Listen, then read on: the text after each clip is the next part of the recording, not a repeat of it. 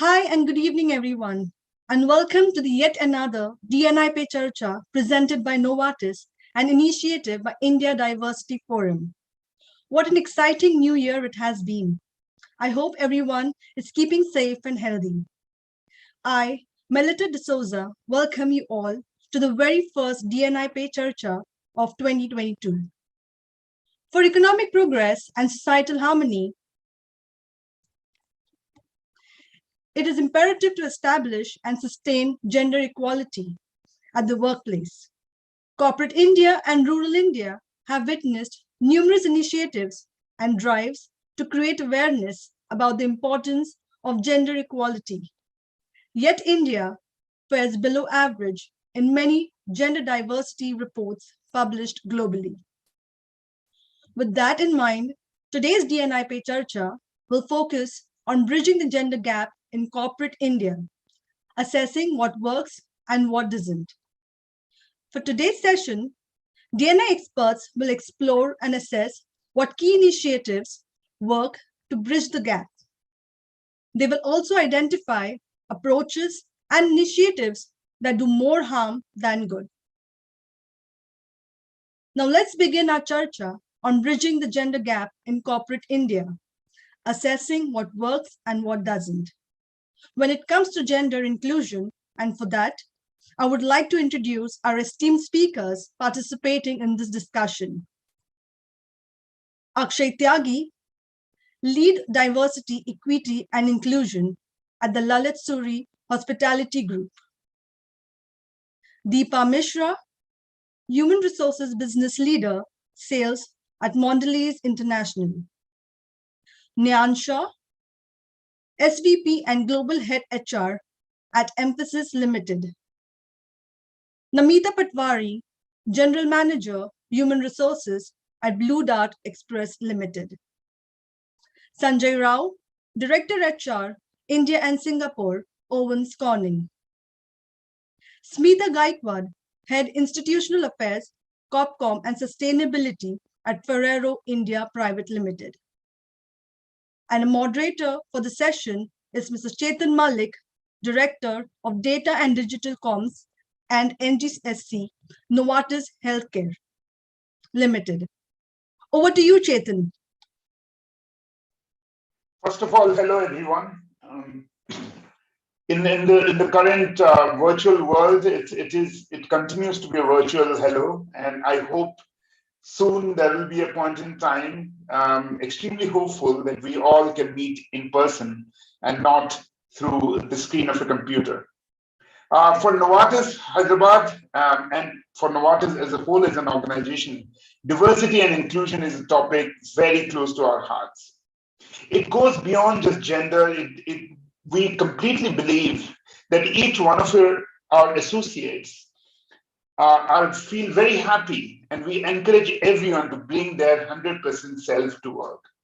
And that, I feel, is key to how businesses can succeed and thrive in this ever so dynamic world. The dynamism of the world probably has not been any truer than the last couple of years. We have seen graphs changing, we have seen trends changing, we have seen numbers go up and down, and probably never in our life we have been glued to the decision of our fate based on the numbers in a graph. So now, I'm extremely privileged to be with colleagues who are equally passionate about diversity and inclusion, and we are going to explore a few very interesting aspects of it. And as a moderator, I'm going to challenge them, I'm going to probe them and ask them questions. And I hope we get some really candid and realistic responses which can help shape the future of corporate India on this very, very important topic. So my first question, and this is from very, very current, not so distant past.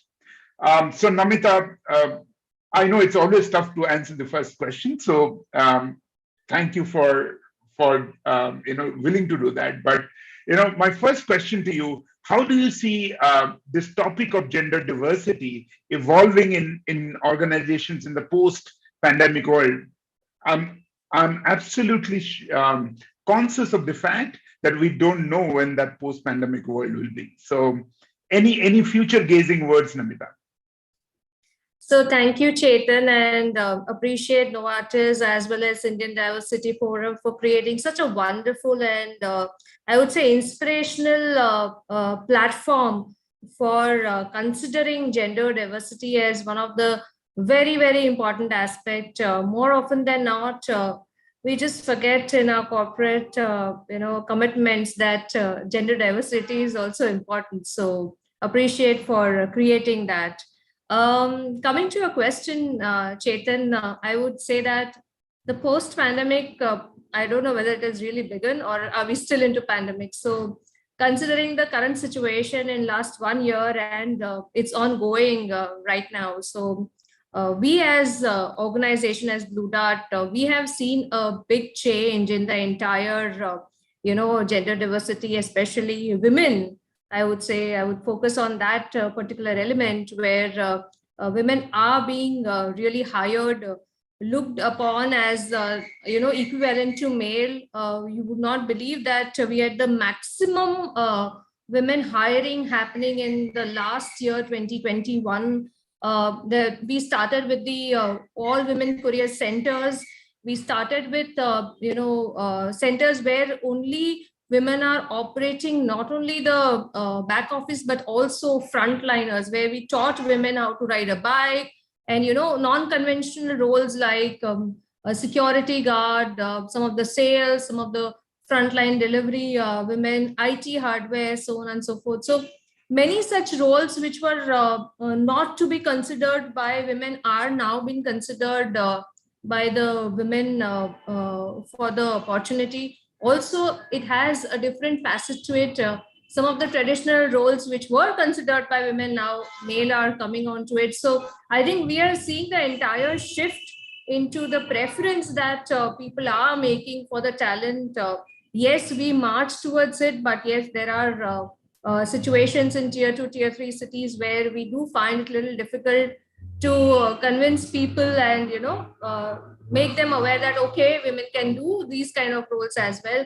Having said that, during the pandemic also we've seen situations where women were dealing with home chores and the office pressure.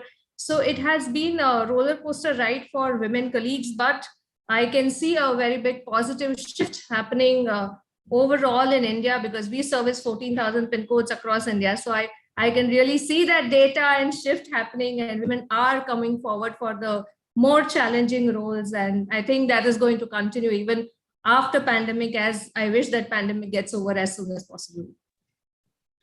First of all, Namita, thank you so much because your organization would have definitely played a big role during the pandemic, delivering stuff, to all the pin codes that you mentioned. It almost became a lifeline. However, and you made a very pertinent point of now we are seeing a shift of non-familiar zones. I've always been intrigued about this fact that whenever we see a woman taking up a unfamiliar role in India, it almost makes a social media interesting, quickie kind of story.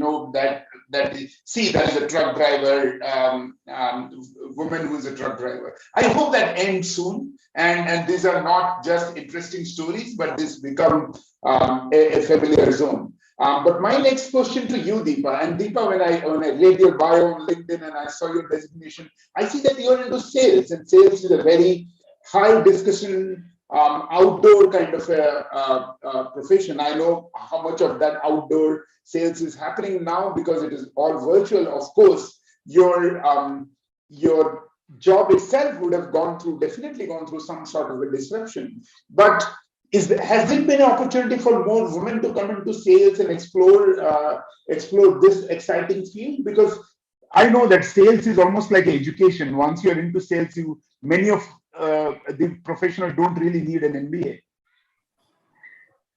Yeah. No, thanks so much, Chetan. Thanks for that question. And I actually do want to step back a bit and talk about why this is important to us at Mondelez. We are a food company. We are a snacking company. food is central to all of us, irrespective of our identities, our gender, our who we are. And I think to that extent, the whole agenda is very central to what we do, right? Because we believe that it's important that our organization is in that sense a bit of reflection of the consumer that we are working with. And to that extent, we've been always very, very mindful of creating the right kind of a culture to get an organization which really represents the society that we are in. And so for us, the way we've looked at our efforts on inclusion, the way we've looked at our efforts on diversities, we've not looked at it just as a KPI to chase, but also to say how we create the right culture for the organization. And so that has been really the focus. And with that, what we've tried to do is, of course, as an FMCG company, we have the benefit of, having higher gender representation in certain functions, right? The HO-based functions, the corporate functions, finance, HR, so on and so forth. And that's why we've taken very mindful efforts. And I want to go even beyond sales to talk about how we've taken mindful efforts both in sales and supply chain or manufacturing, which is really the kind of areas where, have been typically male bastions, typically been spaces where it's been tough to hire women or get women. And I think with that being said, we've really, we have seen some great uplift in a way in the last year. I think similar, we've had over 50% hiring in last year as women. So I think to that extent, it's been a great space, because whether it's our entry programs, of course, entry programs are business schools, they represent a certain privileged group, which is at 62% and feeds into our sales and supply chain manufacturing organizations. But even when it comes to the larger pool that we're hiring, it's over 50% hiring that we've done in 2021 has been women. So very mindful efforts in order to make that come to life. And that's been a great story that we've been able to achieve over 21. And I think I want to also just roll back and spend a little time to say how this has happened, because I think that's the base and that's important. As an organization, what do you do to create that ecosystem? Because yes, the roles require travel, they are difficult geographies, but we've made a lot of efforts to set some of these things in place. I think what we started to do was really also talk to our women employees, try and understand what the challenges were. Spend a lot of time educating people managers. I know that's unconscious bias training, etc., are par for course in most organizations, but I think we've pivoted that discussion really to talk about how you treat all colleagues as equal. How do you really create a place where voice of everybody is heard? And I think those are some of the pieces where we think it has made a difference, because unconscious bias programs, yes, have been happening years immemorial in organizations, but I think making it very real in terms of actually whom do you give the career opportunity to, whom do you promote, whom do you actually give the the option of taking on a tougher role, has been some of the big pieces that we worked on. And the way we did it is we've really taken a bit of a design thinking approach. We've set up employee resource groups, especially in sales and supply chain. I'm calling those two out because of conscious efforts in order to build this diversity there. As a matter of fact, we did a 3% increase in our supply chain manufacturing organization. And with these employee resource groups, these are forums where we hear back from the colleagues. We hear back the challenges, and there are real issues, right? I mean, you're working in a plant in the hinterland. You're the only woman who's in the bus traveling to the factory. What does it mean? What does it create? What's the ecosystem it creates for you? Being conscious of those. Women in sales, we've heard back areas which we've really worked on. Basics, right? I mean, I know things like washrooms should have been relegated to 1900s, but unfortunately they're not, right? We live in a country where the infrastructure is what it is. We've tried to address those with our depots, trying to put those in place. Whether it's policies on our stay, on our travel, we've tried to ensure that they are supportive of women colleagues. Whether it's the vehicles that we give for travel, ensuring higher safety in all of those, have been some very specific measures. And more importantly than the measures or the policies is that we've heard directly from the colleagues, the women colleagues, and then addressed them. It's not been just a case of us picking what we thought was important and going behind it, but really listening to them and then taking concrete actions which make a difference to their lives. So that's been one big piece we worked on. We've also at the same time done a lot of outreach. I know over last year, most organizations have tried to hire more women, but we've consciously set up LinkedIn groups, closed user groups, which we use to attract talent. We talk about our work, we talk about our processes, we leverage a lot of our leaders, both male and female, because I think this journey is not about women leaders alone. There are male allies who need to be part of this journey. So we've leveraged leaders to talk about careers. Our ERGs, by the way, our employee resource groups, are anchored by males. It's not a woman for women only group. We want this to be an inclusive conversation. So we've made all of those efforts. And in addition to that, whether it's our supply chain space, and I think we are known for our Sri City plant, where we have 50% women on the shop floor. That's a consistent machine which has been working for the last couple of years. And through COVID and despite COVID has continued to be as effective with 50% retention through a lot of interventions at the society, at the family level, at the community level, as well as our location and factories.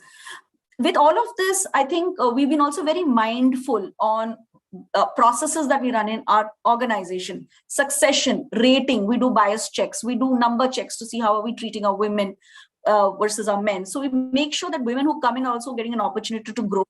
Whether it's sponsorships, sponsorship programs, in addition to, the mentoring, which is anyway often used, but real sponsorships so that you're able to get women leaders. We have our leadership level -1 at 36% women, really building a pipeline.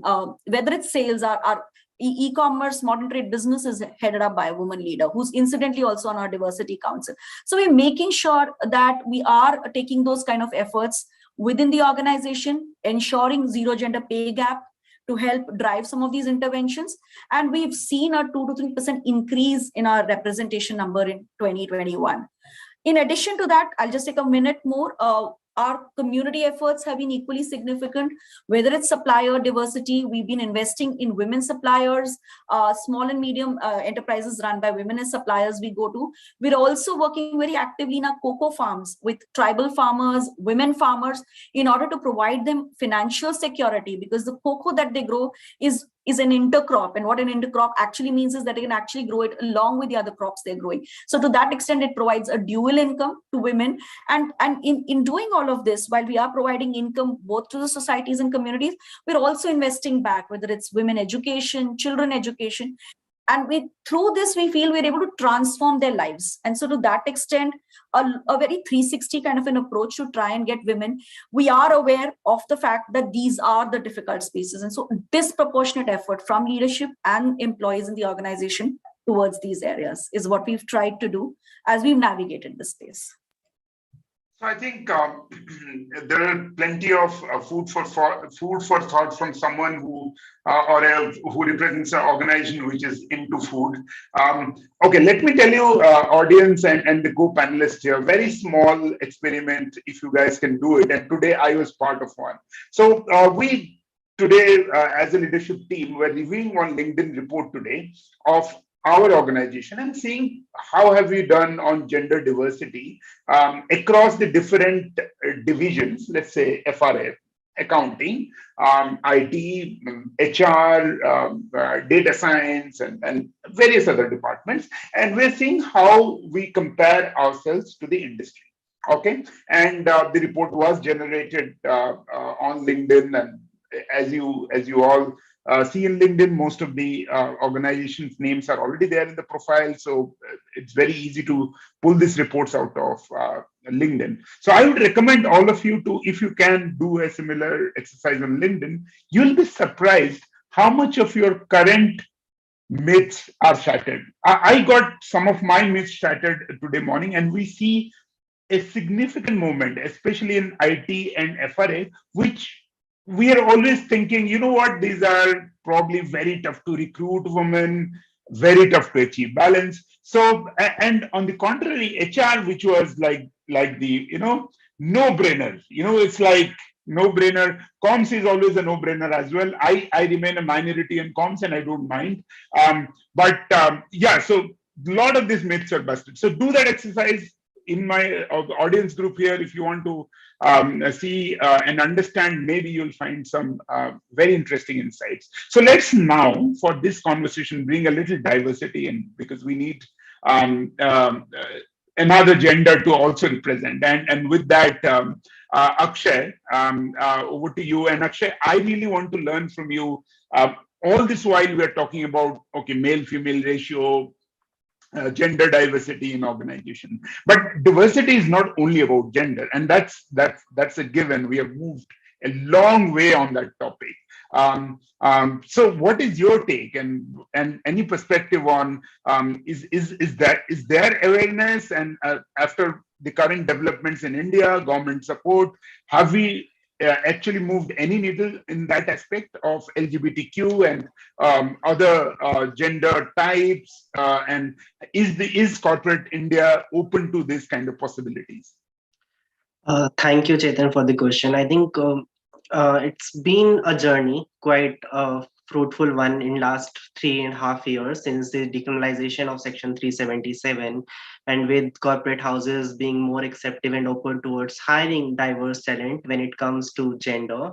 What is more important for us to understand, Chetan, is that when it comes to corporate, of course, we do have certain limitations when it comes to recruitment of talent, because every profile has its own set of skills which you always look for. And like given that, you only will retain somebody or you will hire someone. While when it comes to the diversity as with respect to gender, you will always not find the right talent, because we need to understand that when it comes to the gender diversity, there has been a dearth of resources.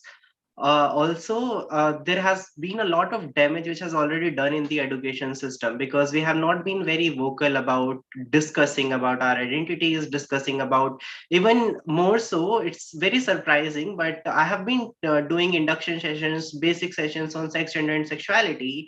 95% of the attendees in my sessions so far doesn't even know that there is also intersex community. So beyond just male and female, there are so many people who know that there are male who are interested in male, there are women interested in female, but they don't know what the LGBTQI plus community is. So it is time now for us to understand that there are communities which have been neglected and ignored, and that's been happening since years, and there has been enough of damage done to these communities. Especially, we need to understand that back in our education system, back in our schools, there has been a significant number of students who left their education because of the discrimination, because of the homophobia, because of the transphobia, because of so many phobias that we as a socially constructed society has created around each one of us to create some certain types of roles. And that's something which we do at the time of the birth of a child itself. So I think it's time now that we understand each of these and to minimize, because I think we have been talking about women diversity since years, and we are sitting in 2022, and we haven't yet are on a platform where we see, okay, now we see men and women to be equal. So I'm not definitely be assuming that, okay, now it's just 2018 and 2014 when you got acceptance as a transgender person and you got recognition. Forget about LGBT community who is not even recognized yet, and it's just consensual sex, which as per Section 377 you can have. So I think it's a long journey. There are so many other rights to come, and there is so much to still accepted within the corporate houses. But more so, what is more important is that you respect, you identify, you recognize. And I think that's very important. And I, from the Lalisuri Hospitality Group's perspective, we started Pure Love campaign in 2016. That's way before Supreme Court decriminalized Section 377, because we as an organization understood the needs of the people who we were working with. And that, of course, with Mr. Kesha Suri, who himself identifies as a gay man, it came from top to bottom approach that we all sensitize ourselves. There has been rigorous sensitization sessions which happened top to bottom to sensitize each one of our team members, and those of the sessions really helped us connect with more out folks who build that entire environment for each one of us. And I think that eventually helped us frame our policies accordingly, because it would again be just very tokenistic for us to say, okay, we are LGBTQA inclusive, and then we do not recognize same-sex relationships. It would be very tokenistic for us to be trans inclusive without having gender affirmation surgery insurance for them. So I think we have gone above and beyond all of those barriers. Even before Supreme Court decriminalized Section 377 in India, we signed up for United Nations standards of LGBTQI at workplace in 2017, when we were the only hotel in the world to have signed that on the very first day of this entire stuff.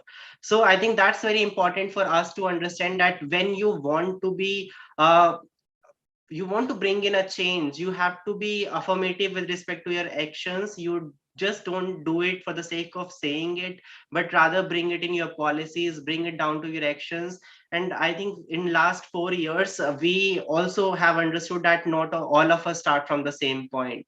And from that perspective, while we were discussing about how to recruit, because there is no right or wrong talent which you find for the perfect position and all of that, we realize that we will not be able to we will not be like continuously in the denial that okay, we will not find the right match, but we as an organization have taken a positive step towards creating that right match for our own selves. So now what we have been doing since 2017 is that we have started our skill enhancement courses. So and in hospitality industry, there is like hardly gender bias, honestly speaking, because in you will see women, man, and all sorts of genders working in front office, back office, everywhere, kitchen. And I think that's been one of the very affirmatively, that's something which has been happening very positively for us, that people enroll themselves basis their area of interest. And we do see a variety of departments, like you have accounts, you have finance, you have legal department, and all of these area of departments have been helping people to find their right interest. And we accordingly have been understanding them and navigating the areas what is that they're interested in, and creating that right match for our own selves. And we have been hiring people, like we hired a transgender person way back in 2018, and that person joined us as an executive back then in the marketing department, and currently is now a manager and handling our one of the properties as the marketing manager. So I think when you hire, you also map their growth within the organization, you understand their challenges, you bring in bring in the entire department together to understand how is that we all can be supportive. And it's not just about supportive to one person, but how can you can be supportive to each one of you, because that's very important. And that's something which like you cannot be exclusively inclusive for somebody to bring in the change. You have to be inclusively inclusive to build that ecosystem so that everybody gets respect, everybody gets valued, and feel that this is the place they all belong to, and this is where they can coexist. So that's very important to understand. And parallelly, we have like doing a lot of stuff from acting workshops. Like I'm glad to share that we are the only hotel to have hosted the only 3 job fairs which have been hosted in the country for the LGBTQIA plus community in India. So I think, and we have brought in the India Workplace Equality Index in India to discuss and to navigate the ways for all of us to understand where are we lacking and what is that is required to build that ecosystem in the workplace to mainstream gender. So all of this is very important, and especially when it comes to intersectionality, we also should understand about persons with disabilities and how we as an organization can prepare ourselves. They also should be considered as part of our diversity. And every organization should like, we will not expect everybody to change the entire game overnight. It's a constant journey, and we all should evolve. There should be sign language trainings for the staff members, and if not for many, there should be some team members who should train themselves, have certification courses in sign language, so that we at least as an organization start preparing ourselves to be very more accepting towards the diversity we have around us. And that's, I think, what everybody should be more involved in. And I think at the Lalit, the journey has never been to work for any specific community. It has always been to work with the communities. And I think that with has brought in a lot of belongingness within the communities for each one of us. And it's no more like entire struggle for the LGBTQI community only. It's an entire journey of learning, unlearning for everybody, sense judgment, sense gender, sense demography, and everything. And I think what is more important for all of us is that by not changing ourselves, we are changing the world. And it's just that believe in your own self, be the way you want to be, and just keep going, because that will change the entire game for rest of us. Yeah, Akshay, I think that's some really, really interesting insights, and thank you for that and adding this very different flavor to this discussion. And to our audience, if at this point, if I can summarize and give a message to all of you. Now, many of these panelists and all of us are leaders in organizations. And if you're really not a leader and you are in the middle management, or let's say you are way too junior in the system and you're thinking, oh, this is a topic far from me, I cannot really do anything about it. You can actually just be an ally to different categories. If you feel strongly about this topic, tag along with the people from different categories by being with them in conversations, in meetings, during events, or during conversations. Just by supporting their viewpoint, you can still make a difference. And every small thing really matters. A small little personal story here. One of my best friends in my current organization, whom I have never met in person, is actually a transgender woman, and we share a common passion for cycling, and we do virtual cycling together on platforms. It is something which is catching up during the pandemic, and probably virtually we are always talking, and we consider ourselves as allies for this topic. And so if you're thinking you cannot do anything, you can do just by supporting this topic in your organizations and just by being part of conversations. So from that, we will change the course a bit. And we will now focus on one of the major problems that we as an industry have faced. That is, most of the time in IT and ITES industry, there is always campus recruitment, and we feel that is like a magic pill. So you use campus recruitment, hire very high number of women candidates, and thereby show in your dashboard that, you know what, we are 50-50 diversity at the fresher level, at the initial career level. But once the story evolves, we see women leaving the workplace, and then that almost looks like a pyramid, and then there are very few left probably on the way to the top because of various reasons. And Jan, I think you can share some interesting perspectives on that. What can we do? What are those small interventions we can put in the way so that we can retain women associates, give them a long-term career despite the life-changing experiences that they face, which I agree that are much more than a man does. Okay. Over to you, Nyan. Yeah, thank you. So can you hear me, Chetan? Yes. Can you hear me well? Okay, great. So hi, everybody, and thank you very much. The last half an hour has been very enlightening. Great to kind of listen to all my co-panelists share their thoughts and views, and especially Akshay when he was talking about LGBTQ plus individuals coming on to the workforce. I have some interesting insights which I could possibly share towards the end if we have the time. But that's coming to your question, Chetan. So everybody, hi, I'm Jan and I work for Emphasis. And being in the IT industry, we have equal talent available at the entry level. So as rightly pointed out by Chetan, since education of women has seen a surge, more and more women are opting for STEM education. And at the entry level, we have around 50-50 ratio, both men and women in the organization.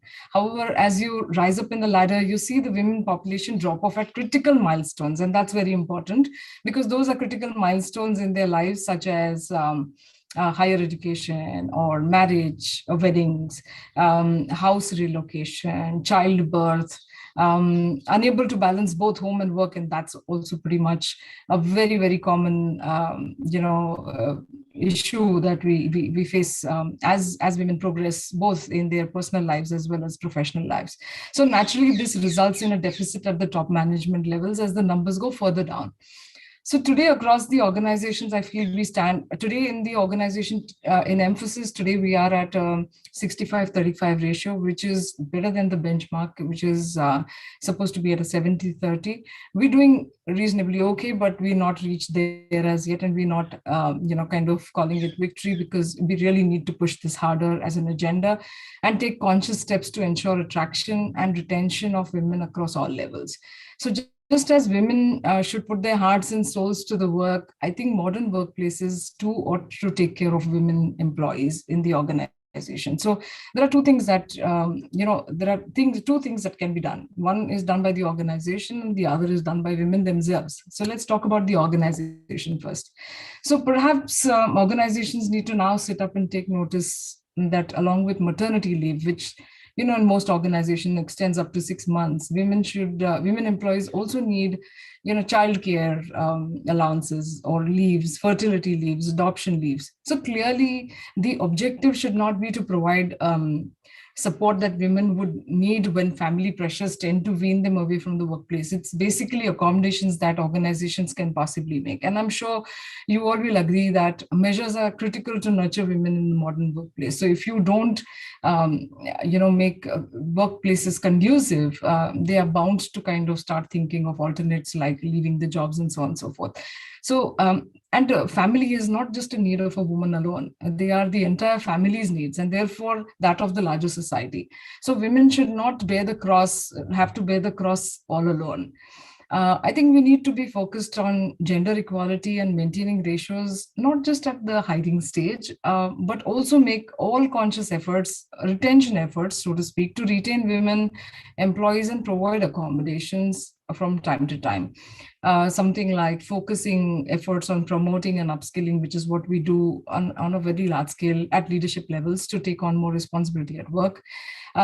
Leadership coaching and mentoring to be provided so that they are guided from time to time and don't take decisions of foregoing your career, which should not really be a choice. Managers can offer also flexibility. I mean, in today's WFH scenario, managers can offer flexibility at work and be more concerned about productivity than the hours clocked in by their team members, so to speak. There are, on the other hand, there are, it's not just the organizations can do things, but also women themselves need to, can help themselves by doing the absolute basics. Now, they should avoid feeling torn between the workplace and the family. So the feeling of guilt about not fulfilling each role to the fullest extent makes them ineffective at both really personal as well as professional side. So do your best unapologetically and demand support from your spouse, your partner, your employer, or any other stakeholders that are involved from time to time. So this safety nets that women would build around them create actually a very good ecosystem that will support their careers.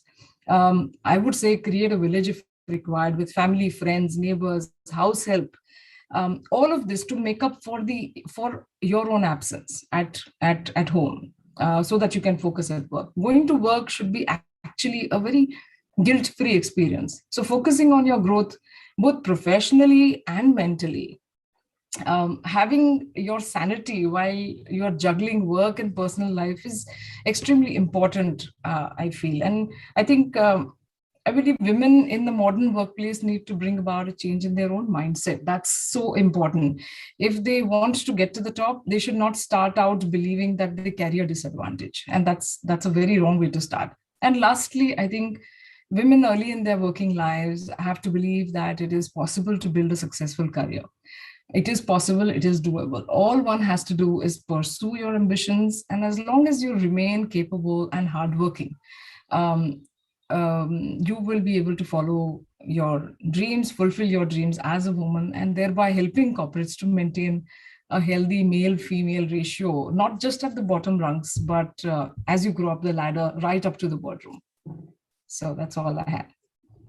Thank you, Nyan, and you pointed to a very important thing of creating a village. And with village, I'm always reminded about the philosophy of Ubuntu, which I'm so inspired by always, which is I am because we are. To the audience who is watching, if you don't know, just go and read upon that. Very simple philosophy. You can apply that to any aspect of your life. And it is probably in many ways signifies what diversity and inclusion should be all about. No categories, I am because we are, and that's all it is to it. And secondly, a small story again, just a key takeaway from my life experiences.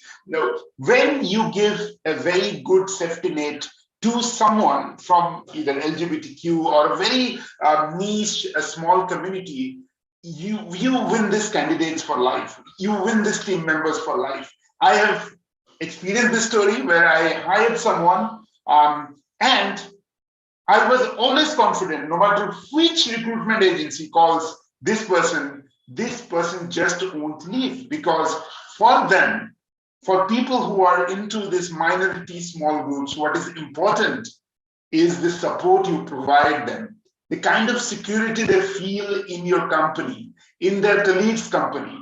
They need colleagues who don't judge them. And once they get it, there you go. You don't never have to sell by a pay slip or a 30% hike. Those don't work. So to all of the audience here, if you really want to attract and retain the right people, create that ecosystem. And trust me, you'll never get into exit interviews. I have experienced it. Try it, and you might see it work. Now, if I make a sure, please, Namita. Points here. So just to add here that when we talk about ecosystem, it should not be that, okay, we are just doing it because we are supposed to improve upon the ratio, but we want to create the culture, right? When we talk about LGBTQ, women hiring, it's all about initiatives here and there, but it is all about inclusivity of culture. That's most important. For example, we've started, examination leave for the parents, right? For both the parents, I mean to say over here.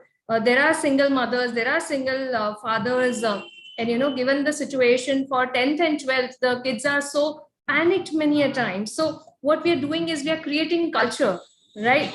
At the same time, for example, we've started with women in management.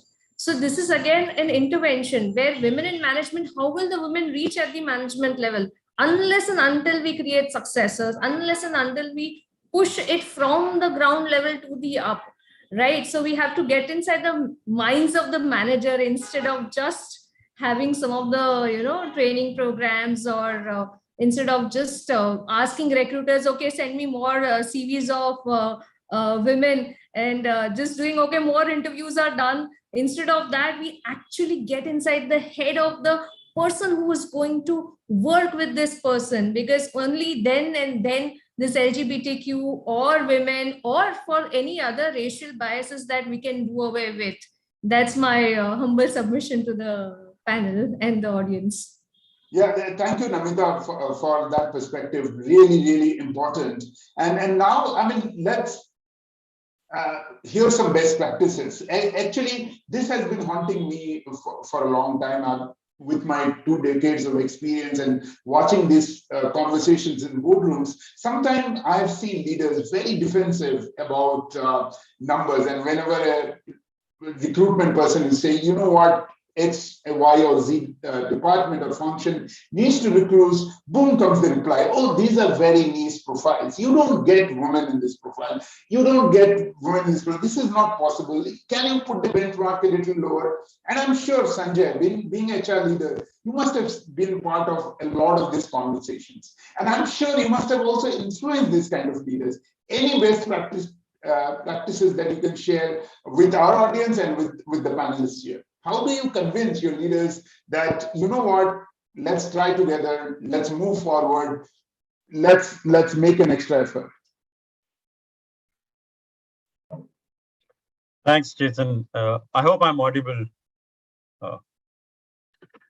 Great, thanks. So thank you, IDEA, for providing this opportunity. I'm really excited to share the best practices and equally excited to learn from the esteemed panelists. We've had wonderful discussion, right? From Namita to Akshay to Deepa and Jan. Lots to learn. It seems like there's no end to learning from our panelists and other members. So, Chetan, coming back to your question, HR facilitating or HR, working with leadership on the IND, and I think the way we are seeing things moving, it is not just the IND. It's also about the equity piece, which is now coming in picture.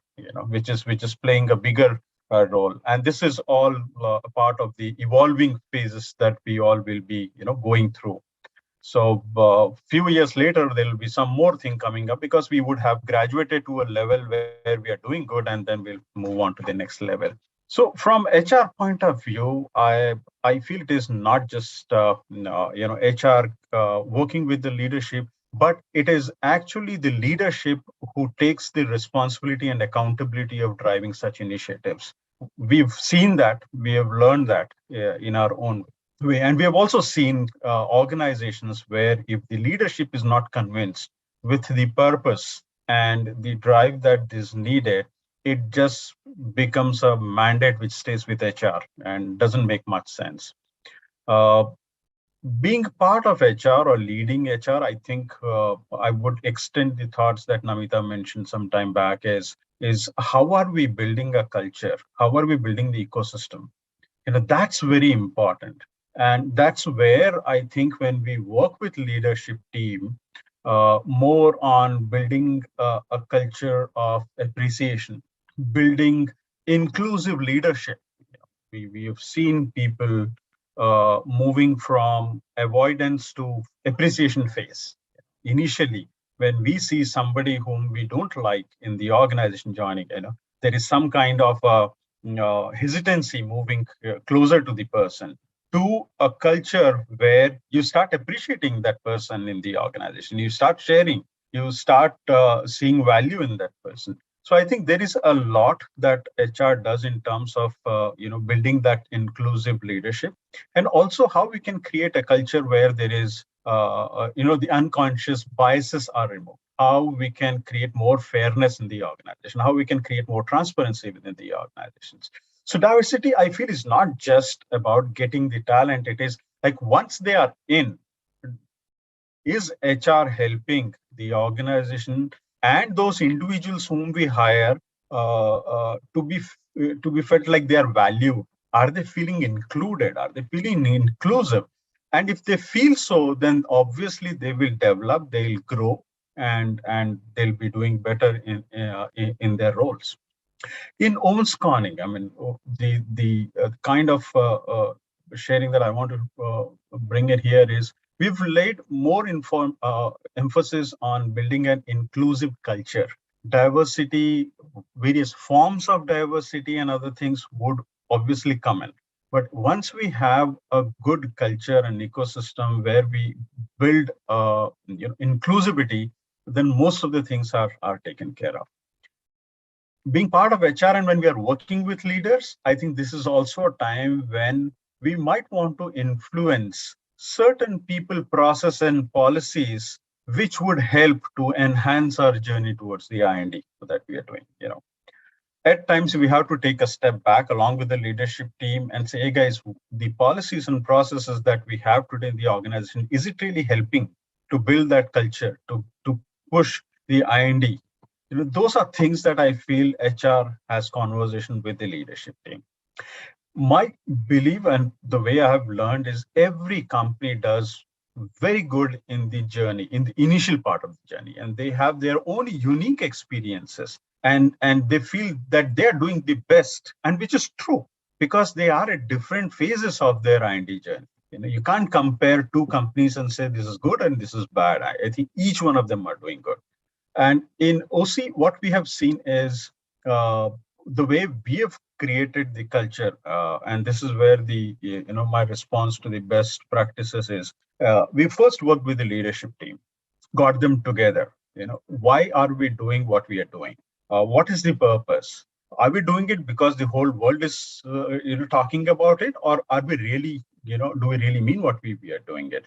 Once we've had that as the glue that is binding the leadership together, we had sponsors, we had people who were coming for allyships, we have people who was mentors and coaches and so on. The way we also approached was to first work with the shop floor. So, I mean, for the audience here, I work for Owens Corning, which is a manufacturing-based organization. We have plants, and 95% of our employees are from the manufacturing setup, 3 shifts, operations kind of stuff. So sometimes it becomes difficult to drive some of these initiatives because there are levels in the organization, and shop floor employees, for them it is more like coming, operating daily machine and going back. So educating the shop floor employees, the shop floor managers and leaders, and getting them into the game was one critical thing where we spent a lot of time. Having done that, now we have most of the locations have their own individual groups. They have councils, and they are driving the initiatives. In terms of some of the practices that we have seen doing well, some didn't do well. So I should admit that we tried a couple of things. Some did well, some didn't go well. Things Sanjay, that went well was. Sanjay, in the interest of time, I mean, we have Smita also to cover, and there is an important aspect. If you can just now share just one best practice which you believe we all can learn from. Wonderful. So we have women in operations as one of the initiatives. We've heard about women in management. For us, it is women in operations, and most of our initiatives revolve around that, which integrates the kind of work that we are doing with the women, helping them with career, helping them with development, and helping them to take up larger roles. So this is one thing that I would share. Thank you so much, Sanjay. And sometimes we have such notions about D&I that one pill works for all, but it is not. And as you told, your organization is quite different. Soft floors and shifts, then the dynamics change totally. So from that, Smita, a couple of questions for you. First one is actually a little. Might be a little more interesting for this audience in terms of its news relevance. We often get this news, from organizations, which makes headline like paternity leave, 24 weeks paternity leave, or and sometimes organizations are almost like contesting each other. Someone says 24, other will come up and say 26, and someone say, okay, it is only 3 months work from home. Someone will come and say, no, you don't have to come to work anymore.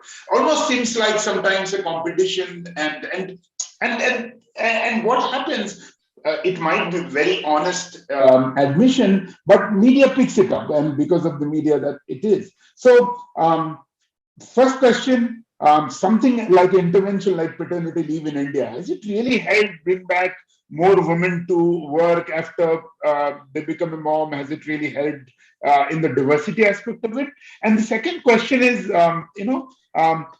as a woman professional yourself, what are the things women can do to propel their careers and make themselves heard, apart from the ones that Nyan previously has mentioned? So 2 questions to you. Over to you, Smita. Excellent. Thank you so much. Okay, let's take on the first one, which is a paternity piece, which is quite interesting. So we at Ferrero had also launched the policy of a few months ago, and when we launched it, the reaction that we got was that a lot of women in the organization were like very euphoric about it. They're saying, "Oh wow, this is something nice in our organization." Having said that, the reaction from the guys apparently was very subdued, and into the months we began tracking it, whether the guys who became fathers took the leave or not. We discovered that the guys didn't take the leave, and then when we spoke to them, said, "Arey, why didn't you take the leave?" Saying, "No, we didn't want it. It's okay. 2-3 days, theek hai, And it's still nascent in our organization, but the first reaction that we get is that I think it's a cultural issue. Guys taking leave and sitting at home and looking after babies may not be something that is appreciated in our culture. And that is our first takeaway that we have. We have to still see a lot of data, but that was a little bit of a stunner for us, because Globally, worldwide at Ferrero, it's implemented across the globe. And in India, we thought it would kind of gain the same traction that it is getting abroad, but it's not. That's a reality. Coming to the second point, in the interest of time, let me just capture that. I, as an individual, started working 27 years ago. And in the journey, started from a temporary to executive and senior executive manager, and you just climb the ladder. Across the way, you find a lot of ups and downs, just like anybody else, male or female, whatever you see. I've been bullied also at the workplace. But if you go through all these elements, you take the best of it. Like if you have a bad boss, I think that's the best thing to happen to anybody, because then you will realize what you can, what you should do, what you should not do, and what you should stand up for. And if you get that in your early stages in your career, you are sorted for life. You get that strength to fight the injustice in the system. And so that happened to me, and today I am where I am is because of those learnings, and I take it as a good thing. Now, as Dayan mentioned earlier, there are two things, what you can do and what the organization does. Now, my message to all the women out there is that stop being helpless. It's a dog-eat-dog world for everybody out there. Improve yourself, work on your self-improvement, own it, and have a great attitude towards work. And there is this element of self-doubt that always creeps in. There's a job posting, and it's open to everybody in all organizations. When a woman is nearly 80% there and she says, okay, I can get this job, and a guy is 50% ready for that job, the guy will go tum and he'll go for it, apply it, फिर देखा जाएगा क्या होता है. But for a woman, the self-doubt creeps in. Arey, I'm not 100% thing. They're asking for two other things. So this self-doubt pulls them back. And this is something that, we should stop doing as I don't know, we want to be 100% and stars out there, but self-doubt is really bad. And believe in ourselves, let's go for it. It's something that my message is to all the women. I've done it. I didn't know marketing, and I jumped into marketing, and I became an awesome marketer eventually. I learned on the job, So there are opportunities that organizations give you. The second piece is organizations of today are doing much more than just creating opportunities. There are programs for developing women. There are allyship programs as well, as we all spoke about recently. We create a great safe environment, where people come back and talk about your issues. And lastly, when we have factories, like most of us have factories, we have things like creches that can help women, whatever issues that they have regarding kids who look after them. We have these kind of systems that can help them and let them come to work and also step up in their careers. So there are a lot of things that are happening today, and I think it would be great if women take on these opportunities with a positive mindset. Go for it. I think we'll reach those numbers that we've been talking for decades, and probably not talk about this for next few decades at least. Yeah, thank you. Thank you, Smita. I think you, in a way, have summarized this conversation, and with a message that probably there will come a point when we won't need a special panel on gender diversity in India. And I truly believe if the industry wants to do something, it will automatically do it. And what could be the better example than the pandemic, right? I mean, before the pandemic, there are conversations around, no, this is not possible. Work from home, we won't know where the employee is there. I don't think it is possible. Where is my team sitting? I need all of them to be around me. I need all the seats to be in a certain floor. All these discussions have happened, and we all might have, as leaders, have been privy to these conversations. And look what happened. One small little virus came to our lives, and all these myths were busted over a small period of time. And I hope a time will come and all these myths about the diversity at workplace will also be busted. Melita, how are you doing on time? Do you have a couple of minutes or a minute with us? Yeah, y'all can just, if the speakers would like to add something, they're free to. They can just have a discussion. Okay, I wanted to hear this last input from Nyan. Nyan, you wanted to add something on LGBTQ. I heard you. So over to you. And with that, you can very well summarize and end the session. Over to you, Nyan. Okay, thank you. So I think when Akshay was speaking about LGBTQ plus and transgenders kind of getting inducted into the organizations, I had a story to tell all of you that last year during COVID, when everybody was working from their respective homes, we had the opportunity to kind of revamp the entire facilities to make accommodations for or rather I would say not accommodations, but provisions for hiring more transgenders and people with different sexual orientations into the organization. So we kind of went about a revamp and institutionalized 50 gender neutral washrooms across the whole of India, all our facilities. So that was something that we're very happy about. And that is basically just to kind of tell this community when we are hiring that, we are ready for you and we want you to come and join us, and just make them feel a lot more welcome.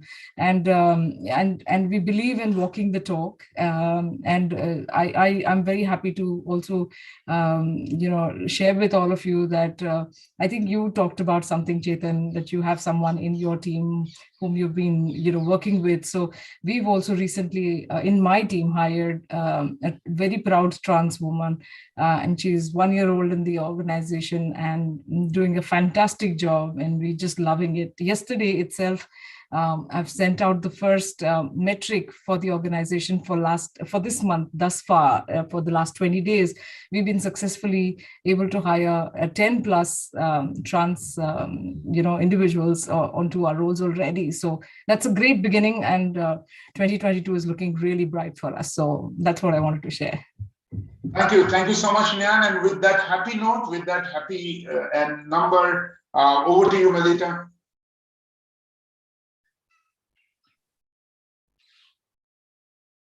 Thank you so much, everyone. Thank you. Thank you, everyone.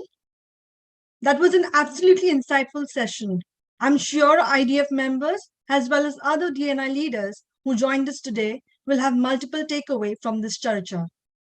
I would like to thank our speakers for their great insights and thought-provoking discussion. I would also like to thank our audience for keeping this session interactive and spending time out of their busy schedules to be here with us. I would like to take this opportunity on behalf of Team IDF to applaud all the DNI leaders working diligently towards transforming India Inc. to be more diverse and inclusive. We'll be back with more DNI experts deliberating on the various aspects of diversity, equity, and inclusion in the next edition of DNI Pe Charcha presented by Novartis next month. Until then, thank you and keep safe.